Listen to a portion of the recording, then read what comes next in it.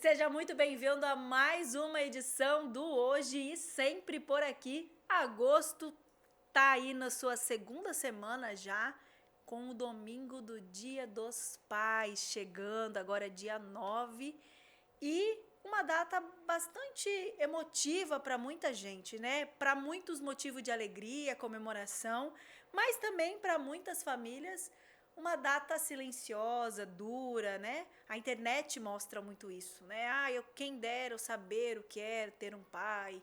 E é justamente sobre isso que nós vamos conversar hoje aqui. Em homenagem ao Dia dos Pais, para parabenizar os pais e para também, de repente, ensinar você a ser um pai melhor, está aqui conosco Antônio Carlos Lone. Sim, meus amigos, um sobrenome muito conhecido aqui no Hoje e Sempre. Ele é esposo da psicóloga Dulce Lone, também psicólogo, né, seu Antônio? Sim, Seja muito bem-vindo muito. aqui a Hoje e Sempre, para que a gente possa aí conversar um pouquinho mais sobre o que é ser pai, né? É um prazer estar aqui e um grande desafio falar sobre essa responsabilidade tão grande que está sobre os ombros dos homens, né? Quero Exato. compartilhar o que eu puder hoje aqui para que os pais possam ter uma experiência com seus filhos também a partir de vivências, né? De testemunho de outras pessoas. É, isso mesmo. Essa é a ideia aqui do nosso programa. Gente, para a gente começar, você estava me falando da abordagem, né, que você Sim, trabalha, que uhum, atende aí sobre 5 pilares. sim. O que dentro dessa abordagem, o que a gente pode falar sobre ser verdadeiramente um pai hoje? Essa abordagem, ela busca conhecer, né, ou avaliar, pesquisar, né, vamos dizer assim, como que a criança se desenvolve dentro do processo de desenvolvimento humano. A teoria aborda 5 necessidades básicas que são inerentes ao ser humano. Ele precisa de amor, de aceitação, de segurança, ele precisa de limites, né? Ele precisa de liberdade. Então, todas essas coisas são necessidades básicas que o ser humano precisa. Isso é adquirido ao longo do desenvolvimento da infância e até a adolescência, onde é formado a personalidade do sujeito que ele vai poder vivenciar isso na sua vida adulta. É, A gente fala muito da questão que não basta ser o pai biológico, é preciso participar, né? Não basta ser pai, é preciso estar ali presente. Essa questão de ser pai biológico, mas de fato exercer a paternidade, é o que vem faltando hoje em muitos lares? Com certeza, porque ser pai biológico é uma coisa, estar presente, isso demanda uma responsabilidade diária. Né? Então, você vivenciar todo o crescimento do seu filho junto com a mãe, no ambiente familiar, você desenvolvendo ali essa presença, essa aceitação, esse reconhecimento dessa criança, esse relacionamento com a criança, porque ela está buscando o vínculo. A criança, o que ela mais necessita é de vínculo. E os pais são o que vão moldar e vão ser esse exemplo de como que a criança vai se relacionar na sua vida adulta. E começa já desde o ventre. Quando a mãe concebe essa criança, já ali já começa um relacionamento íntimo com a mãe. E o pai também presente dentro, já desde este momento, ele já vai também falando com a criança, ele já vai conversando com a criança, e a mãe já vai recebendo, a criança já vai recebendo através da mãe todas as emoções que o pai está transmitindo. Isso aí porque a mãe, ela recebe emocionalmente, e quando ela recebe, a criança também recebe. E aí a gente vê essa questão do emocionalmente, a falta emocional, né? O emocional ausente, às vezes, desse pai que talvez teve uma criação de um pai também ausente, de uma família não tão funcional nesse conceito, mas quando a gente fala de um pai, de uma pessoa viva, né? A figura paterna viva, mas que não tem essa participação na vida do filho. E eu falo de uma participação de carinho, né? Porque às vezes a pessoa, não, mas eu trabalho, eu ponho comida na mesa. Isso é uma participação, quase obrigação também, né? Vamos dizer assim, enquanto pai responsável por aquele menor. Mas num contexto emocional, de saúde mental mesmo, o que, que essa falta pode gerar para essa menina, para esse menino, autoestima? O que, que isso custa? Então, não basta estar presente fisicamente ou suprir materialmente uma criança no seu lar, né? O que o pai precisa é estar presente emocionalmente, é validar as emoções que a criança está demonstrando. Se ela está chorando, entender por que ela está chorando, não só dizer para ela assim, olha, você não pode chorar, né? É necessário É explicar, né? necessário explicar, entender por que aquela criança está chorando. Isso é validar, é reconhecer emocionalmente o que a criança está sentindo. E isso é a presença. A criança precisa tanto desse reconhecimento quanto ela precisa de alimento para a sua vida biológica, para o seu crescimento físico. Ela precisa desse lado emocional. E essa é a grande dificuldade, muitas vezes, dos pais, dos homens, né?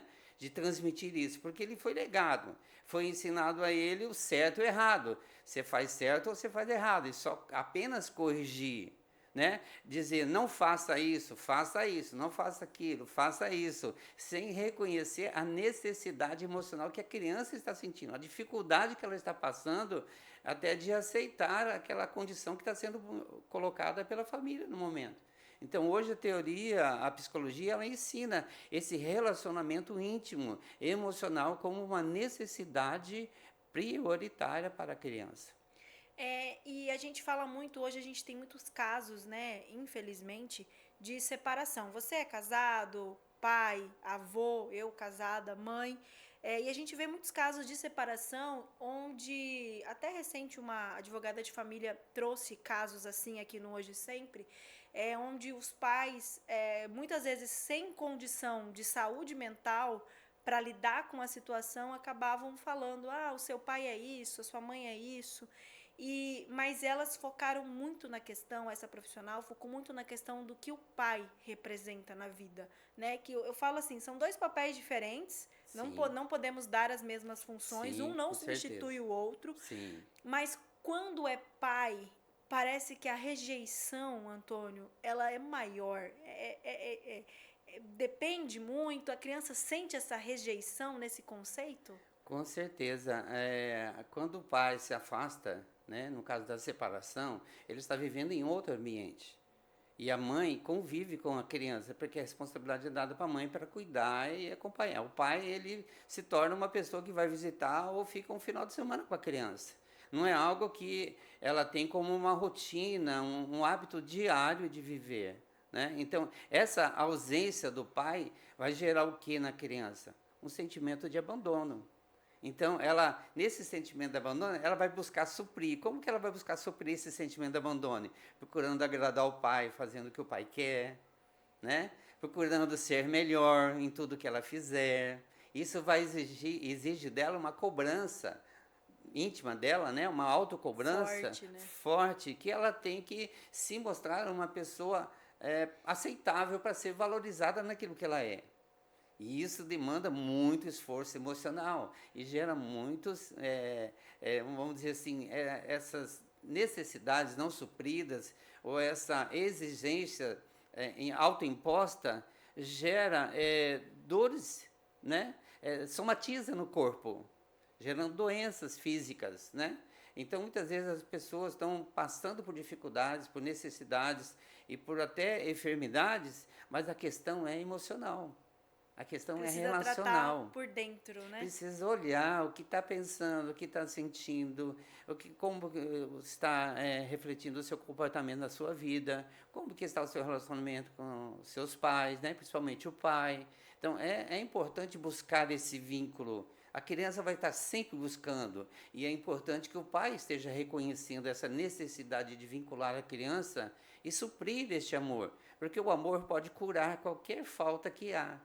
que haja. Se o pai pega apenas uma criança no final de semana para cumprir com uma obrigação, ele não está amando verdadeiramente aquela criança. Ele está cumprindo uma obrigação. Para não ser preso. Para não ser preso, ou para fazer as honras, né? Exatamente. Mas se ele busca aquela presença, se ele dá essa presença, se ele dá esse amor, se ele dá esse carinho, se ele supre essa criança emocionalmente, e suprir é reconhecer a necessidade, não é dar presente, não é ir levar para shopping. É estar presente, É né? estar presente, é dialogar no diálogo de reconhecimento para entender o que a criança está sentindo. É o que nós chamamos de empatia, né? É procurar ver como que o outro vê, como que essa criança está vendo o relacionamento. E aí sim, a psicologia entra com intervenção para procurar melhorar e aprofundar esse relacionamento para que ele seja mais saudável possível, tanto para o pai,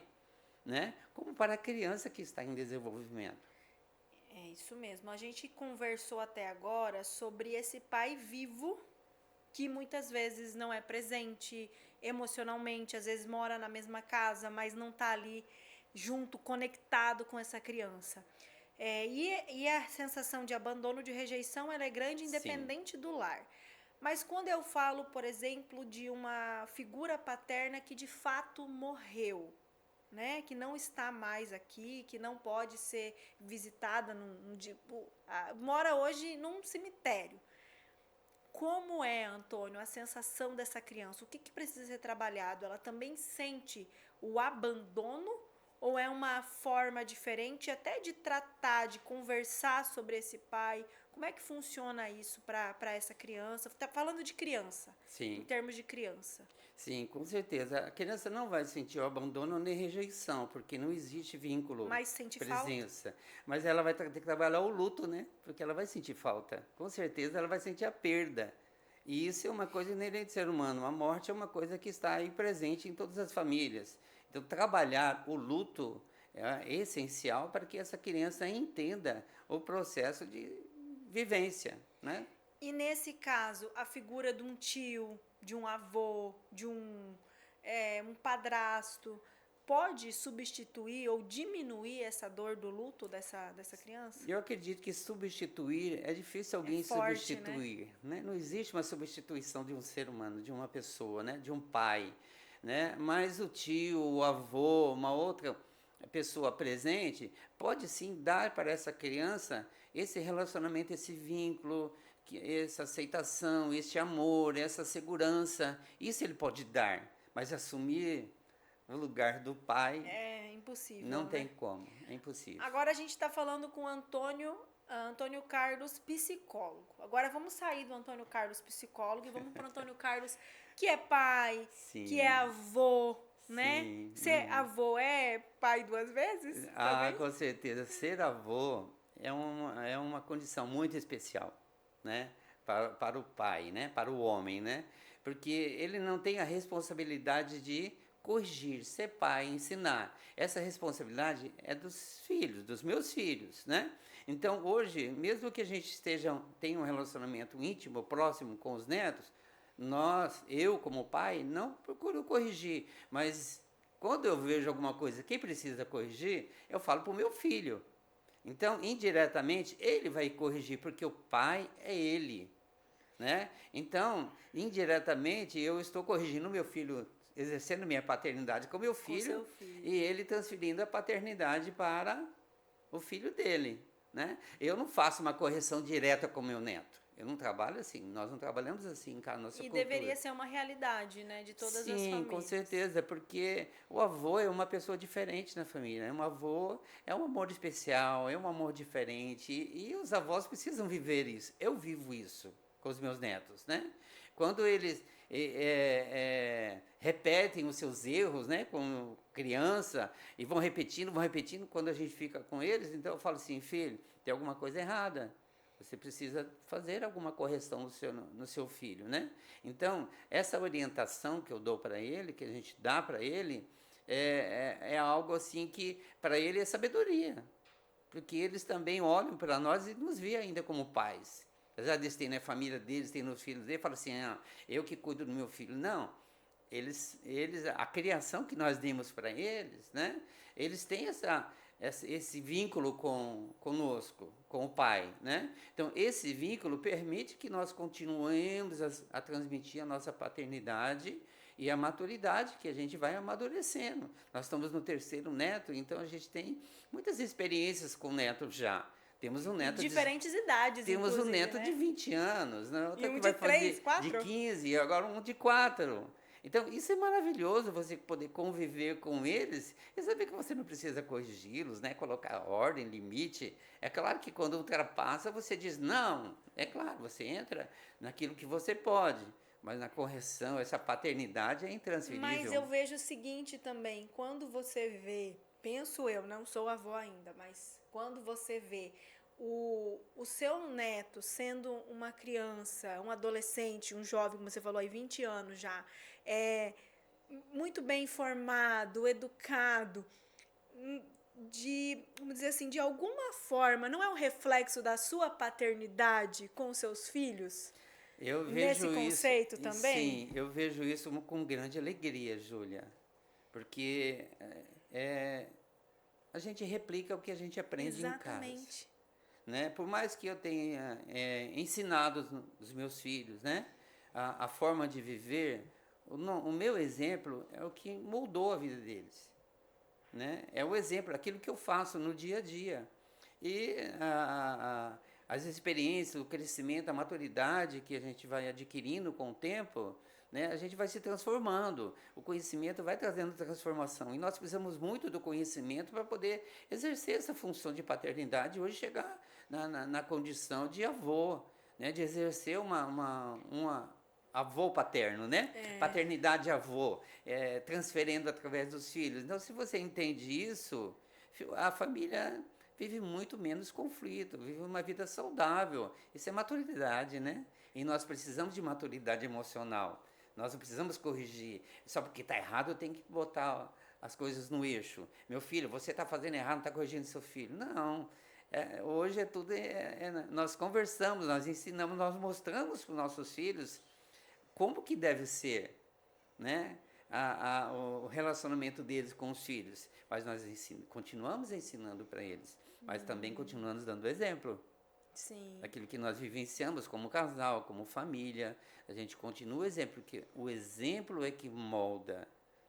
Não é aquilo que eu ensino, que eu falo, mas aquilo que eu faço.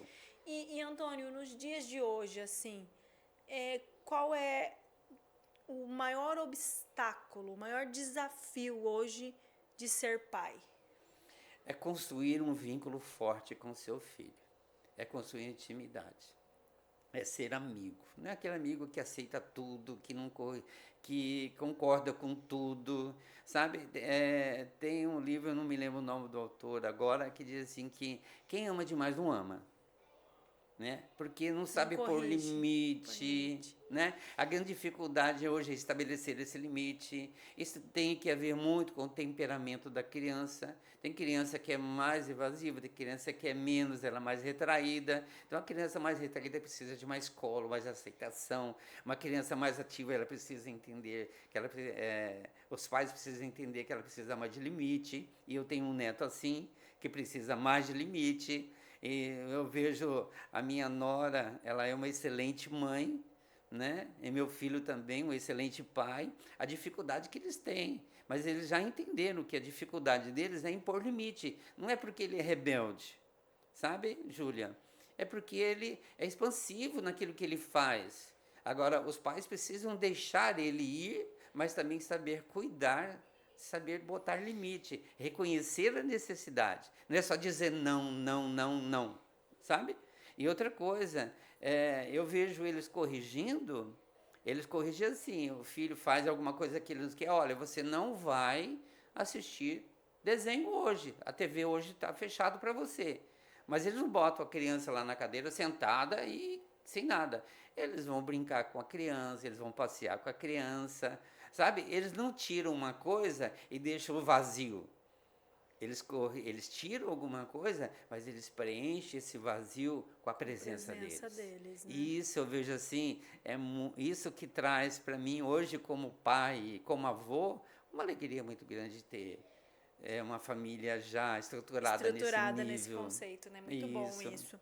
E agora voltando ao psicólogo, então, Antônio Carlos, psicólogo, marido da nossa, beijo Dulce, da nossa querida Dulcilone, o que que essa ausência paterna, ela pode provocar num quesito de vida adulta? A consequência disso para uma vida adulta. A gente falou da autoestima, né? E você falou também dessa mulher e dessa pessoa, não vamos falar só mulher, né? O homem também que cresceu sem a figura paterna, que quer aquela coisa de eu faço, eu tô na frente, eu tomo as rédeas, porque precisa provar.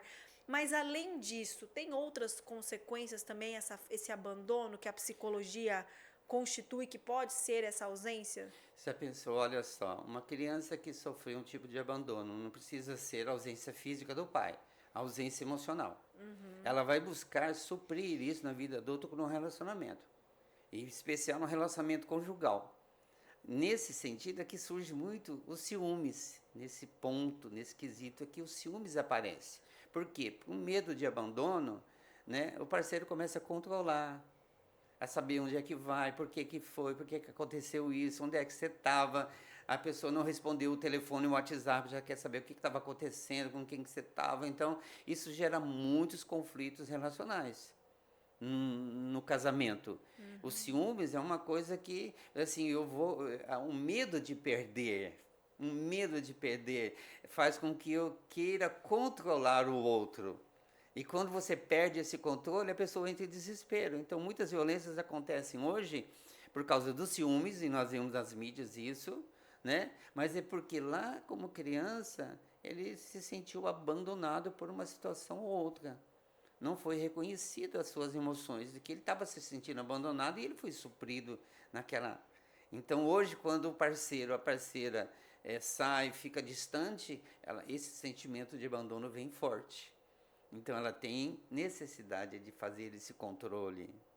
E isso gera o ciúme, Gera né? ciúme. A gente vê muitas mulheres, e assim, isso não é uma fala da psicologia, mas a gente ouve muito, né, de coaches da internet, enfim, a mulher de energia masculina é a mulher muitas vezes que teve essa ausência, né? A minha pergunta para você é: existe mesmo essa questão do energia masculina ou ela seria mais um mecanismo de defesa da sua Exatamente. mente para tentar inibir toda essa situação que ocorreu no passado? A grande dificuldade que nós temos como ser humano, eu falo de mim, é entrar em contato com as nossas dores, com as dores que nós passamos, né? Porque automaticamente o nosso cérebro procura mecanismos que abafam essas dores, que aliviam essas dores, né? Então esses mecanismos são chamados mecanismos de defesa. Isso pode ser um álcool, pode ser um trabalho, né? Pode ser um perfeccionismo, pode ser muitas coisas que vão influenciar no relacionamento, né? Então isso vai camuflar essas dores que nós estamos sentindo, que foi uma falta que nós tivemos no nosso desenvolvimento, né? E essa falta que gera esses mecanismos pode ser tanto de evitação, eu evito me relacionar para não ser abandonado, né? Então eu evito, tem pessoas que se isolam emocionalmente, ou eu me aceito como eu sou, eu sou assim, cresci assim, nunca vou mudar. A Gabriela da vez, Eu né? síndrome da Gabriela, né? Ou eu vou para cima e luto, eu tento lutar, eu tento correr, chama de hipercompensação, tento compensar aquilo que eu não tive. Então são, como você diz assim, comportamentos de busca de suprir essa necessidade. Mecanismo de defesa, na verdade. E quando a pessoa, às vezes, até mesmo a alimentação, o alimento pode ser um mecanismo de defesa. E quando as pessoas descobrem que isso é uma falta emocional, elas são livres dessa dor, são curadas dessa dor. E elas mudam o seu comportamento assim, ó, sem esforço nenhum, sabe? E isso acontece muito em terapias, essa mudança, essa transformação. E a gente está aqui falando desse pai ausente. No início da entrevista eu trouxe essa situação que muitas vezes é o pai que não sabe o que é ter a presença do pai, né? Que não sabe ser pai. Mas aí você trouxe agora essa questão da terapia e tudo mais. Nesse sentido, Esse pai que reconhece que foi ausente, sei lá, o seu filho deve estar lá com seus 12, 15 anos, ele reconhece que ele foi ausente durante essa infância. Ele consegue reconstruir essa relação com o filho? Olha, É possível isso? E a falando, psicologia ajuda? sim, falando como psicólogo, na abordagem que eu estou trabalhando, que hoje eu já faço uma especialização nela, chamada terapia do esquema, ela tem uma técnica que chama reparentalização limitada.